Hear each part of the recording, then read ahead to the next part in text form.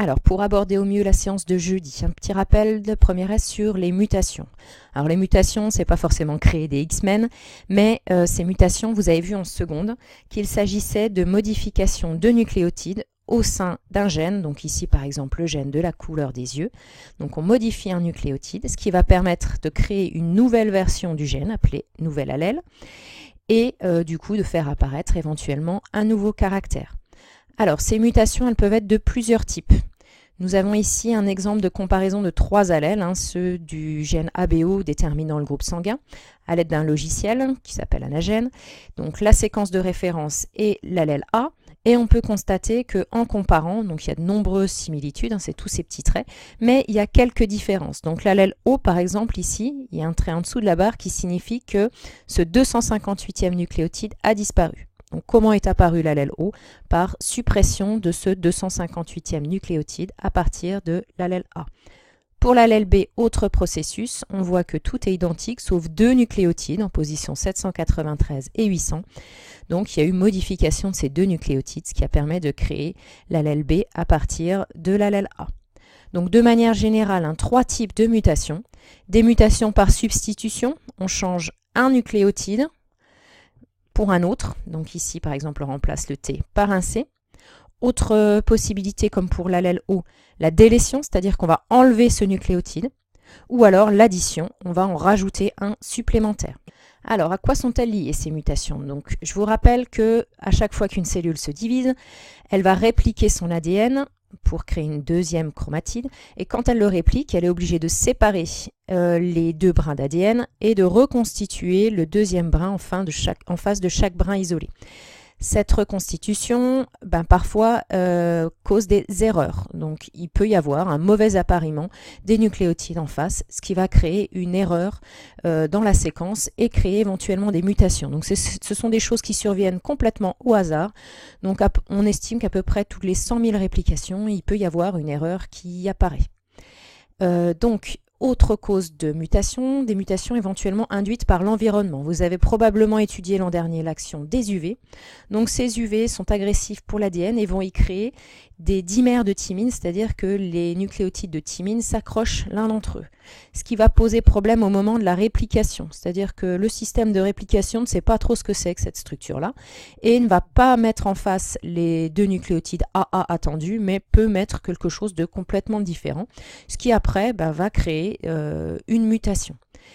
D'autres facteurs peuvent induire ces mutations, comme par exemple la cigarette, certains produits chimiques. Donc ils sont qualifiés de mutagènes. Mais alors, justement, ces mutations, quelles conséquences peuvent-elles avoir sur l'organisme?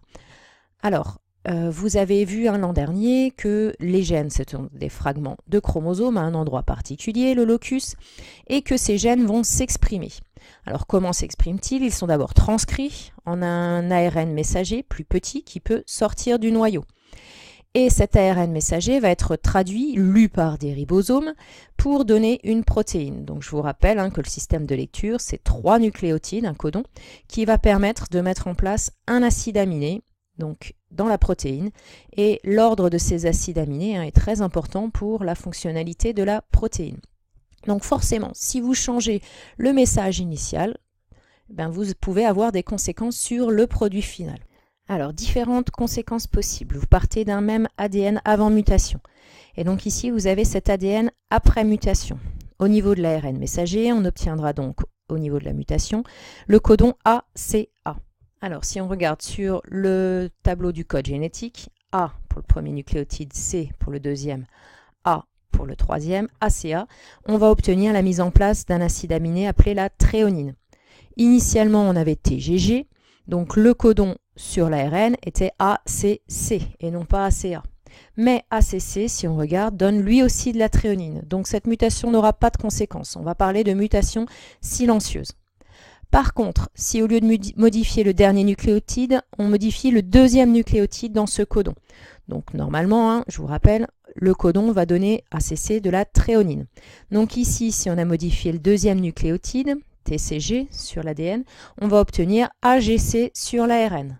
AGC, Cette fois-ci, on va incorporer de la sérine à la place de la thréonine. Si c'est un endroit clé de la protéine, il y aura des conséquences. Donc on va parler de mutation faux sens, puisque là, on induit l'insertion d'un autre acide aminé. Et dernier cas de figure, donc ici, on a apparition de ce codon UGA. UGA, si on regarde, c'est un codon stop. Ça veut dire que la production de la protéine va s'arrêter. Votre protéine va être écourtée, alors que normalement, la traduction continue après et va permettre d'incorporer d'autres acides aminés. Dans ce cas, on va parler de mutation non-sens, puisque le codon qui avait un sens auparavant n'en a plus et la protéine va être beaucoup plus courte, ce qui a souvent de graves conséquences sur le fonctionnement de cette protéine et donc sur le fonctionnement de l'organisme. Donc voilà pour ces différents types de mutations. Et vous avez peut-être aussi pu élaborer en première des sortes d'arbres généalogiques des allèles. Alors ces arbres fonctionnent de manière très simple. Vous avez ici par exemple la comparaison de différents allèles du gène codant pour l'alpha-antitrypsine et donc la position des diverses modifications. Donc par rapport à un allèle toujours de référence qui va être placé en bas de l'arbre. Donc on voit que plusieurs allèles possèdent la même mutation sur le nucléotide 710, qui va avoir donc forcément la même conséquence. Donc c'est pourquoi sur l'arbre on va créer deux branches, une branche pour les allèles qui ne possèdent pas cette mutation et une branche pour tous les allèles qui possèdent cette mutation. Donc là on vous indique mutation 237 parce que c'est le codon 237 qui est modifié. Parfois on peut avoir aussi l'indication sur la mutation à l'échelle du nucléotide. Donc là, par exemple, C qui est transformé en T en position 710.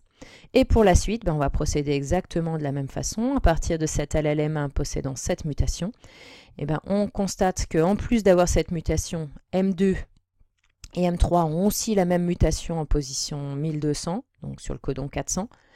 Et donc on va les mettre sur la même branche. Ceux qui n'ont pas cette mutation sont sur l'autre branche. Et ainsi de suite. Donc ainsi on peut reconstituer les relations de parenté entre les allèles, donc ceci étant gradué en fonction du temps. Et donc maintenant vous avez tous les éléments pour pouvoir réaliser l'exercice d'entraînement et être à l'aise pour jeudi. À bientôt.